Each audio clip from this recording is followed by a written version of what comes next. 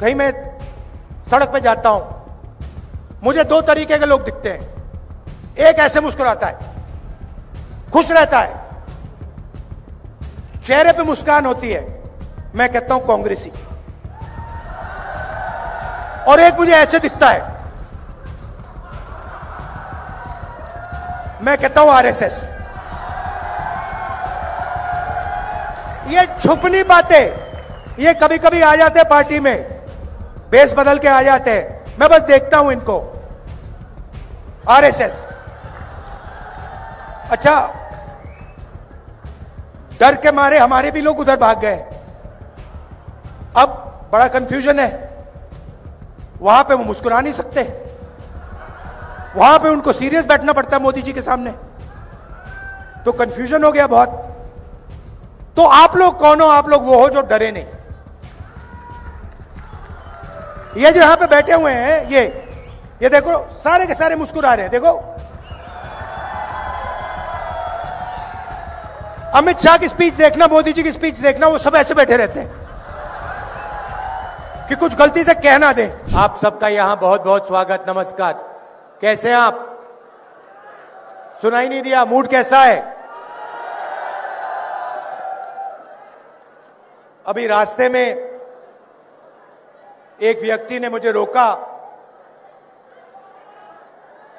और कहता है, राहुल जी, मैं छोटा बिजनेस चलाता हूं, मुझे नरेंद्र मोदी जी ने और हरियाणा की सरकार ने बर्बाद कर दिया है। मैंने कहा, कैसे और क्यों? कहता है, राहुल जी, नोटबंदी की, गलत जीएसटी लागू की, बैंक के दरवाजे मेरे लिए बंद हैं। फिर मैंने पूछा, ये क्यों किया इन्होंने? और 1 सेकंड में जवाब आता है, राहुल जी, अदानी और अंबानी की मदद करने के लिए किया। सब लोग जानते हैं कि हिंदुस्तान और हरियाणा की सरकार 2-3 अरबपतियों की मदद करने के लिए चलाई जा रही है। नतीजा यह है कि जो भी पहले आपके पास रोजगार के रास्ते थे, वो सारे के सारे एक के बाद एक बंद हो गए। पहले स्मॉल और मीडियम बिजनेसेस, छोटी इंडस्ट्री हरियाणा को रोजगार देती थी, वो बंद कर दी गई। आपके लोग सेना में जाते थे, देशभक्ति की आग उनके दिल में होती थी, वो जाते थे। वो रास्ता भी अग्निवीर योजना के माध्यम से बंद कर दिया है। भाई और बहनों, आप जानते हो अग्निवीर क्या है? आप जानते हो अग्निवीर क्या है? क्या है अग्निवीर? क्या है बताओ?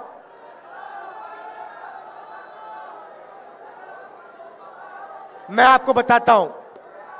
अग्निवीर हिंदुस्तान के जवान से उसकी पेंशन, उसकी कैंटीन और उसका शहीद का दर्जा चोरी करने का तरीका है।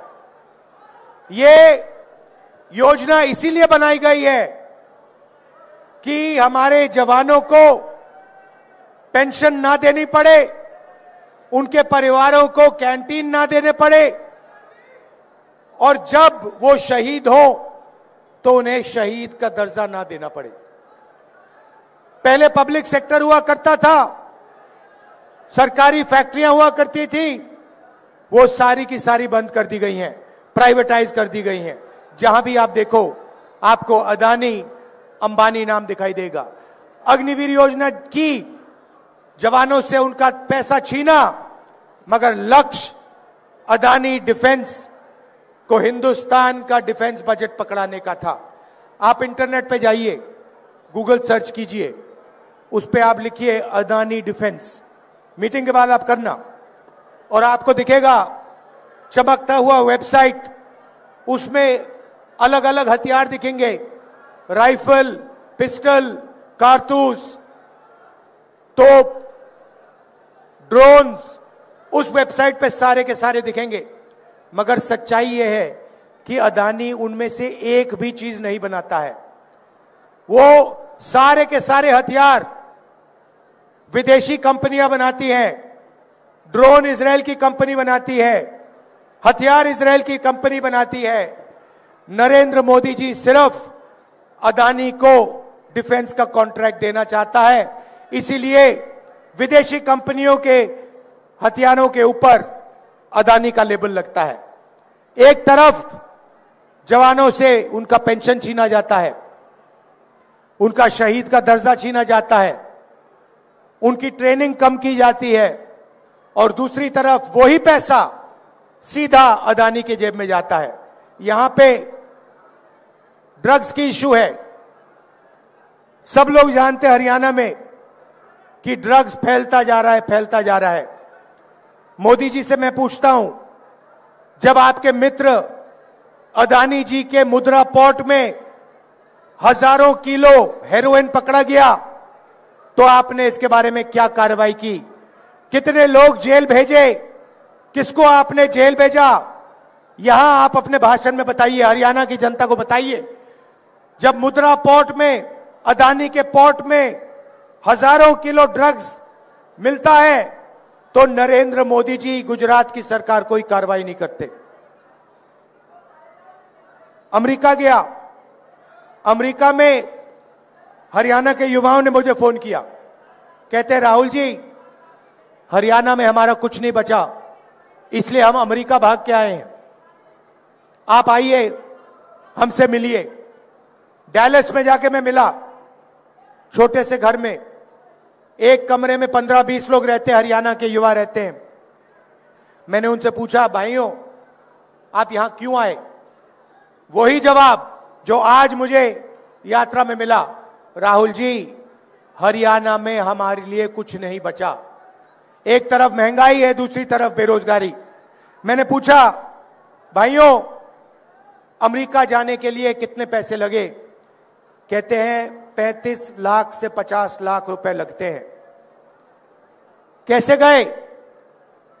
राहुल जी हरियाणा से मुंबई, मुंबई से इस्तांबुल, इस्तांबुल से कजाकिस्तान, कजाकिस्तान से साउथ अमेरिका, साउथ अमेरिका से सूरीनाम, सूरीनाम से पनामा, फिर पनामा के जंगलों में से निकलकर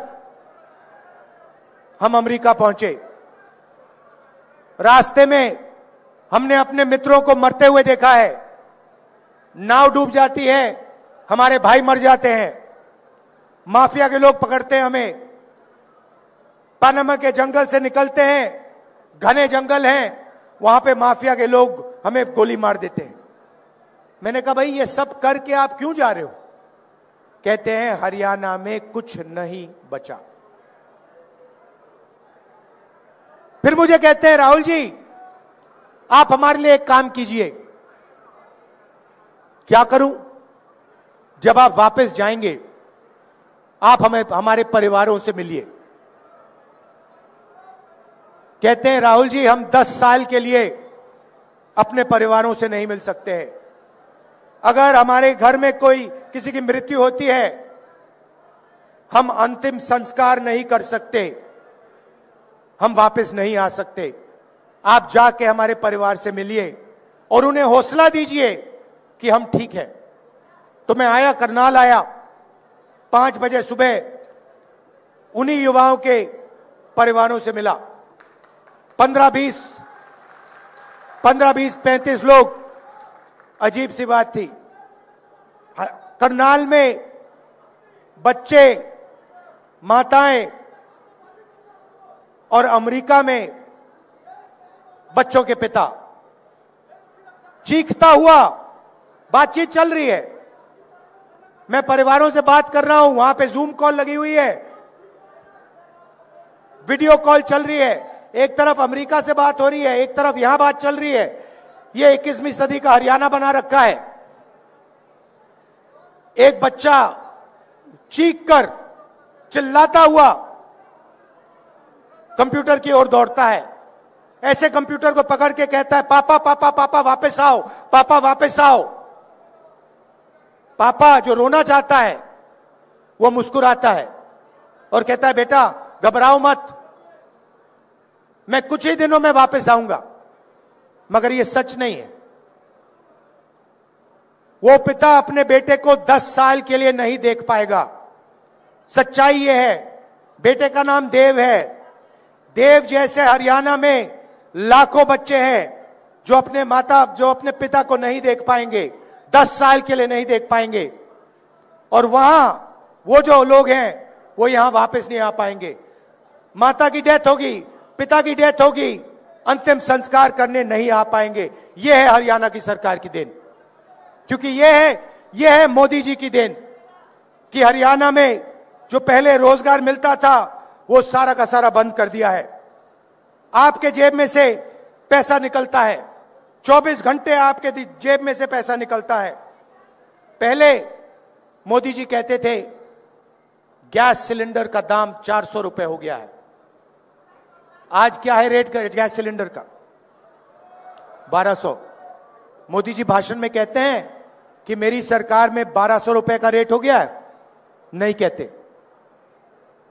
हमारी सरकार आएगी, लिख के ले लो, 1200 रुपए वाला सिलेंडर 500 रुपए का आपको मिलेगा।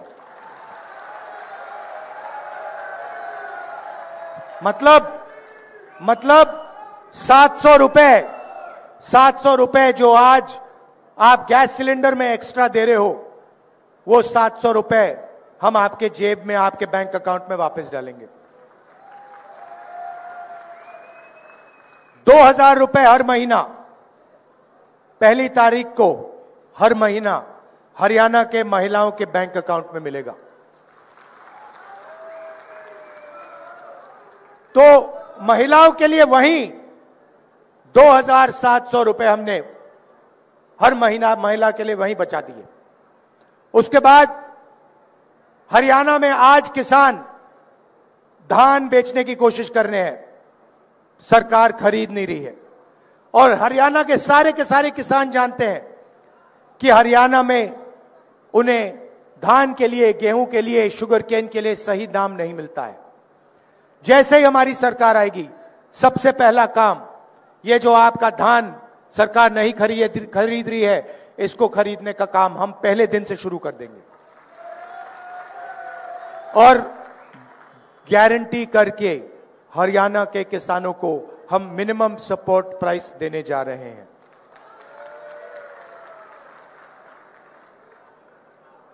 पहले आपको जेल से फिरौती के कॉल आते थे, आजकल आपको विदेश से फिरौती के कॉल आते हैं।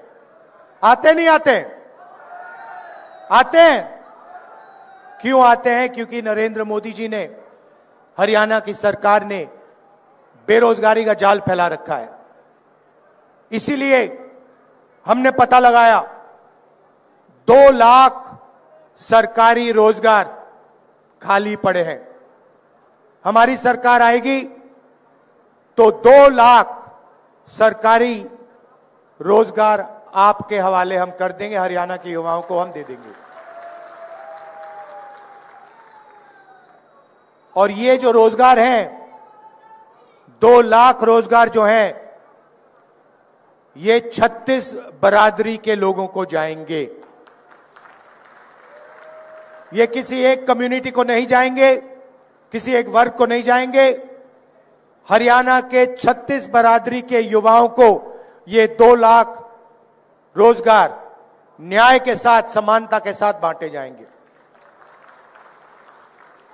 गरीबों के लिए 100 गज के प्लॉट और 3.5 लाख रुपए 2 बेडरूम के घर के लिए, और 300 यूनिट फ्री बिजली, और राजस्थान जैसा 25 लाख का बीमा, हेल्थ केयर का बीमा योजना आपको मिलेगा।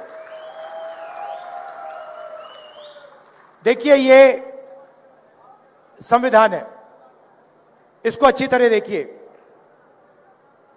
जो भी हिंदुस्तान के गरीब लोगों को मिला है, दलितों को, किसानों को, पिछड़ों को, जो भी मिला है आज तक, वो इसके कारण मिला है। अगर राजनेता हमारे जैसे लोग आपके लिए काम कर सकते हैं तो उसका कारण यह है। और बीजेपी 24 घंटा इस पर आक्रमण करती है, आपको बताते नहीं है। मगर जब आरएसएस के लोग हिंदुस्तान की संस्थाओं में अपने लोग डालते हैं, अपने लोग भरते हैं और पिछड़ों को, दलितों को, आदिवासियों को, गरीबों को जगह नहीं देते हैं, तो वो संविधान पर आक्रमण कर रहे हैं। जब नरेंद्र मोदी जी अदानी की मदद करते हैं, अंबानी जैसे लोगों की मदद करते हैं और हिंदुस्तान का जो रोजगार का सिस्टम है उसको नष्ट करते हैं, तो वो संविधान पर आक्रमण कर रहे हैं। लड़ाई इसी बात की है। अगर आपको बीजेपी और कांग्रेस में फर्क समझना है, मैं आपको एक लाइन में समझा दूंगा। वो इसको खत्म करते हैं, हम इसकी रक्षा करते हैं। आप देखिए, संविधान में लिखा है, संविधान में लिखा है कि हिंदुस्तान के सब नागरिक एक जैसे हैं, समान हैं, सबको एक वोट मिलना चाहिए। उसका मतलब है कि अगर आप इकोनॉमिक पॉलिसी बनाओ तो देश की जनता के लिए पॉलिसी बनाओ।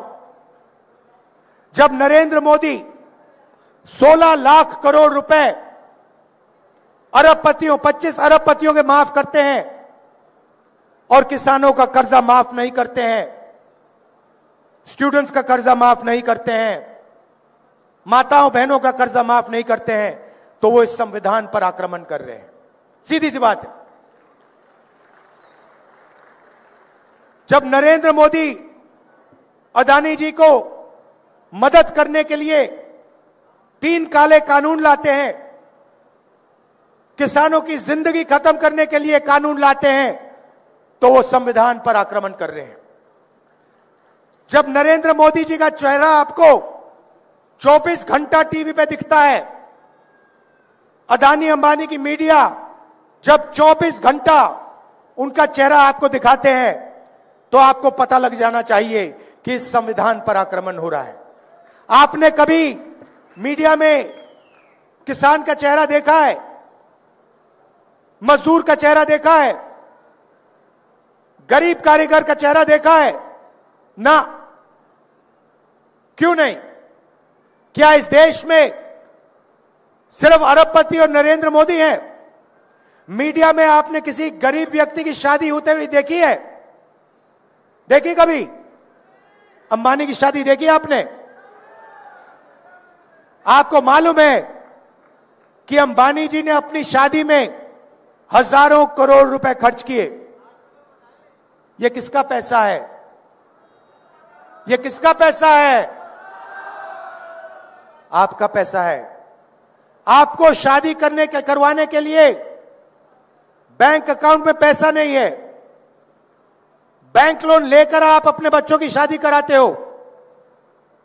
और नरेंद्र मोदी जी ने पूरा का पूरा ढांचा ऐसा बना रखा है कि 25 लोग हिंदुस्तान में हजारों करोड़ रुपए की शादी कर सकते हैं, मगर किसान कर्जे में डूबकर ही शादी कर सकता है।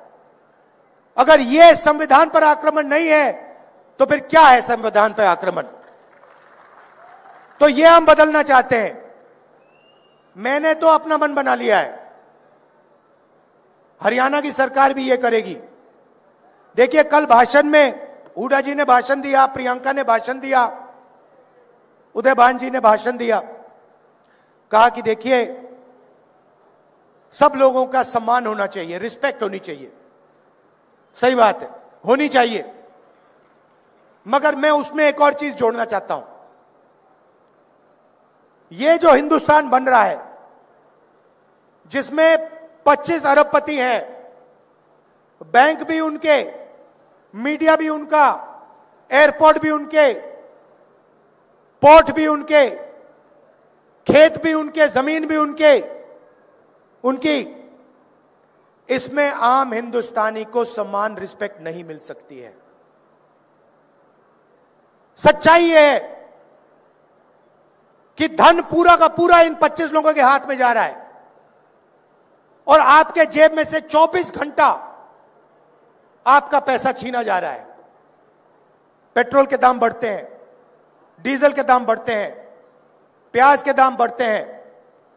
जितनी जीएसटी मुकेश अंबानी देते हैं उतनी ही जीएसटी हिंदुस्तान का सबसे गरीब किसान देता है। अगर वो 1500 रुपए की शर्ट खरीदे और अगर हिंदुस्तान का गरीब से गरीब व्यक्ति वही शर्ट खरीदे, पैसे बचाकर अपने बेटे के शादी के लिए वही शर्ट खरीदे, तो जितनी जीएसटी मुकेश अंबानी ने दी उतनी ही जीएसटी वो किसान देगा। जब आप मिठाई की दुकान में जाते हो, मिठाई खरीदते हो, जितनी जीएसटी आप देते हो उतनी ही जीएसटी मुकेश अंबानी, गौतम अदानी देते हैं। तो मैंने मन बना लिया है, मैं नोट कर रहा हूं जितना पैसा नरेंद्र मोदी अदानी और अंबानी को देगा उतना ही पैसा हम हिंदुस्तान के गरीब किसानों को, मजदूरों को, माताओं बहनों को देंगे। आपने अभी जो इन लोगों से मजा करवाना है करवा लो, जितना इनको नचवाना है नचवा लो, मगर जब हमारी सरकार आएगी तो हम इन लोगों को नचवाएंगे, इन लोगों से मजा करवाएंगे। मेरे दिमाग में लाइन बिल्कुल क्लियर है भैया। मैं तो जैसे बैंक होता है ना, जैसे बैंक अकाउंट में इन आउट होता है ना, एक साइड पैसा अंदर आया, दूसरी साइड पैसा बाहर गया, मैं वो रिकॉर्ड रख रहा हूं भैया। जितना उधर अंदर जा रहा है उतना ही, जितने रुपए अंदर गया उधर उतने ही रुपए मैं निकाल के यहां डालूंगा। और जितना मुझे रोकना है रोको भैया, जितनी मुझे अपनी मीडिया से गाली लगवानी है लगवा लो, जितना है रोकना है रोको, कोई फर्क नहीं पड़ेगा।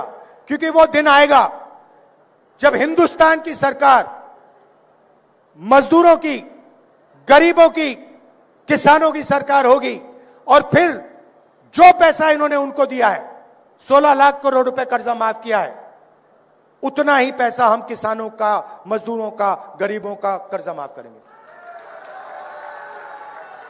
मतलब मेरा मतलब है, मोदी जी इज्जत की बात करते हैं, सम्मान की बात करते हैं,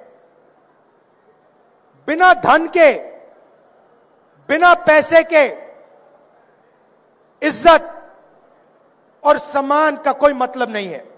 अगर व्यक्ति भूखा मर रहा है, अगर किसान के पास 1 रुपया नहीं है और आप उसे कहो देखो भैया हम आपकी इज्जत रखेंगे, हम आपका सम्मान करेंगे, उसका कोई मतलब नहीं है मेरे लिए।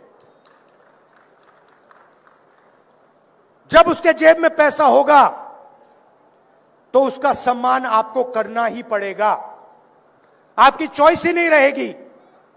वो हिंदुस्तान चाहता हूं मैं। तो लड़ाई इसी बात की है। हरियाणा में भी इन्होंने नया काम किया है। पहले आधार कार्ड था, अब परिवार का एक बना दिया है। क्या कहते हैं उसको? परिवार पहचान पत्र। अब मजे की बात देखिए, किसी कंपनी को 1000-2000 करोड़ रुपए का कॉन्ट्रैक्ट देना था, कहा भैया नया काम करते हैं, चलो परिवार परेशान पत्र बनाते हैं, चलो हरियाणा के परिवारों को परेशान करते हैं। कभी आपकी उसमें आमदनी बढ़ जाएगी, कभी कम हो जाएगी, कभी आपको सरकारी प्रोग्राम से परे कर दिया जाएगा, रोजगार नहीं दिया जाएगा और कहेंगे भैया देखो आपके परिवार परेशान पत्र में आपकी आमदनी ये है। सच्चाई कुछ और है। कॉन्ट्रैक्ट देने के लिए पूरा का पूरा तमाशा कर दिया है, सबको तंग कर दिया है। ये जो इनका परिवार परेशान पत्र है, सरकार आएगी हमारी, इसको खत्म कर देंगे। तो ये मैं आपसे कहना चाहता था, देखिए लड़ाई इसकी है, बड़ी लड़ाई इसकी है, और हम इसको, ये अंबेडकर जी का संविधान है, गांधी जी का संविधान है, इसकी कांग्रेस पार्टी रक्षा करेगी, जान देकर हम इसकी रक्षा करेंगे। यही लड़ाई है। 3 चीजें मैं आपको अंत में कहना चाहता हूं। पहली बात, जो आपको धान का पैसा नहीं मिल रहा है, सरकार आने ही हम आपको वो पैसा देंगे। दूसरी बात, ये जो सरकार बनेगी ये सबकी बनेगी। आपको रोजगार मिलेगा, सरकारी 2 लाख रोजगार मिलेंगे तो 36 बरादरियों को मिलेंगे। ये 36 बरादरी की सरकार होगी, ये याद रख लीजिए। और आखिरी बात, ये जो छोटी छोटी पार्टियां घूम रही हैं, ये बीजेपी की बी टीम, सी टीम, डी टीम, ई टीम, मतलब लाइन लगी हुई है। ये लड़ाई बीजेपी और कांग्रेस के बीच में है। ये लड़ाई संविधान बचाने और संविधान को खत्म करने के लोगों के बीच में लड़ाई। कहना नहीं चाहिए, मगर यहां पे कांग्रेस का तूफान आ रहा है। और हमारे जो कांग्रेस के कार्यकर्ता हैं, टाइगर, जो हरियाणा में मतलब घूम रहे हैं, बब्बर शेर। अच्छा, जंगल में आपको कभी आप जाओ, रणथंभौर या जंगल में जाओ, तो आपको एक शेर दिखेगा, एक शेर दिखेगा। अकेले रहते हैं शेर, मगर कांग्रेस पार्टी ऐसी पार्टी है जहां सारे के सारे शेर एक साथ खड़े हो जाते हैं, मिल जाते हैं। बाकी दुनिया में आपको नहीं मिलेगा। आप किसी भी जंगल में देख लो, आपको शेर अलग अलग मिलेंगे। कभी कभी हमारे शेर थोड़ा थोड़ा लड़ जाते हैं एक दूसरे से, फिर मेरा काम शेरों को एक साथ खड़े करने का है। तो ये शेरों की पार्टी है, ये किसी से नहीं डरती है। और हमारे जो कार्यकर्ता हैं, शेर हैं, टाइगर हैं। 24 घंटा आप लगे रहते हो, लाठी खाते हो। मैं जानता हूं, कुछ भी हो जाए, कांग्रेस पार्टी का जो कार्यकर्ता है, ये आरएसएस वाले लोग बहुत लंबी लंबी बातें करते हैं, इनके कार्यकर्ताओं में दम नहीं है, इनके कार्यकर्ताओं में दम नहीं है। कांग्रेस पार्टी के सामने ये नहीं खड़े हो सकते, भाग जाते हैं। आप देखो, आपने देखा होगा, हवा में नहीं बोल रहा मैं, आपने देखा होगा नरेंद्र मोदी जी आए, पहले कहते थे 56 इंच की छाती है, याद है? अब भैया मेरा भाषण होता है पार्लियामेंट में, भाग जाते हैं वहां से। मैं आपको बताऊं, मैं भाषण देने आता हूं, नरेंद्र मोदी उठ के निकल जाते हैं। क्यों? क्योंकि कांग्रेस की विचारधारा जो है, जिसको मैं मोहब्बत की दुकान कहता हूं, हमें नफरत की जरूरत नहीं है।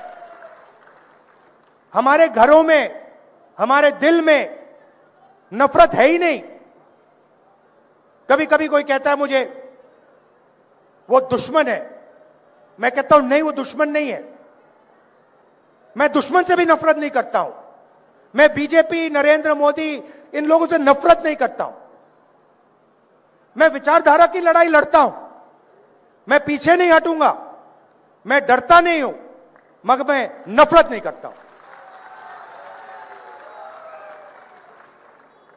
तो यह कांग्रेस पार्टी की सोच है। हम डरते नहीं हैं, और हमें आप जितना मारो, जितनी गाली दो, जितनी लाठी मारनी है मारो, हम आपसे नफरत नहीं करेंगे। क्योंकि हम जानते हैं कि देश मोहब्बत से बना है, यह देश नफरत से नहीं बना है। इस देश को नफरत से कभी कभी नहीं बनाया जा सकता है, और कभी आगे नहीं ले जाया जा सकता है। अगर हरियाणा में बेरोजगारी आई है, पहले नंबर पे आप पहुंचे हो, क्राइम रेट पहले नंबर पे पहुंचा है, तो ये नफरत के कारण पहुंचा है। ये जो इन्होंने नफरत फैलाई है, इसके कारण हुआ है। जिस दिन यहां पे मोहब्बत की सरकार आएगी, मैं आपको गारंटी देके कह रहा हूं, अमेरिका में आपको जाना नहीं पड़ेगा, यहीं आपको रोजगार मिलेगा, यहीं खुशहाली होगी, यहीं किसानों को सही दाम मिलेगा। कोई मुश्किल काम नहीं है। नफरत को मोहब्बत ही मिटा सकती है, और कुछ नहीं मिटा सकता। आपने मुझसे नफरत की, मैंने आपसे नफरत की, आपकी नफरत नहीं मिट सकती। कितनी भी नफरत डालूं मैं, नहीं मिट सकती। आपने मुझसे नफरत की, मैंने थोड़ी सी मोहब्बत आपको दिखा दी, नफरत कट जाएगी। यह हमारा काम है। और मैं कह रहा हूं, मगर ये आप सबके दिल में है, मैं पहचान जाता हूं। आजकल क्या होता है, देखो मैं बताता हूं आपको। कहीं मैं सड़क पे जाता हूं, मुझे दो तरीके के लोग दिखते हैं। एक ऐसे मुस्कुराता है, खुश रहता है, चेहरे पे मुस्कान होती है, मैं कहता हूं कांग्रेसी। और एक मुझे ऐसे दिखता है, मैं कहता हूं आरएसएस। ये छुपनी बातें, ये कभी कभी आ जाते हैं पार्टी में, बेस बदल के आ जाते हैं, मैं बस देखता हूं इनको, आरएसएस। अच्छा, डर के मारे हमारे भी लोग उधर भाग गए।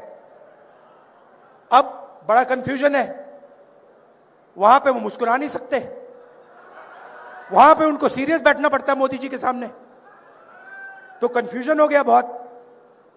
तो आप लोग कौन हो? आप लोग वो हो जो डरे नहीं। ये जो यहां पे बैठे हुए हैं, ये देखो, सारे के सारे मुस्कुरा रहे हैं। देखो, अमित शाह की स्पीच देखना, मोदी जी की स्पीच देखना, वो सब ऐसे बैठे रहते हैं कि कुछ गलती से कह ना दे, पता नहीं क्या हो जाएगा। यहां पे हमें लगता है ठीक है भैया, 2-3 बार चिल्ला भी लिए, कोई प्रॉब्लम नहीं है, संभाल लेंगे हम।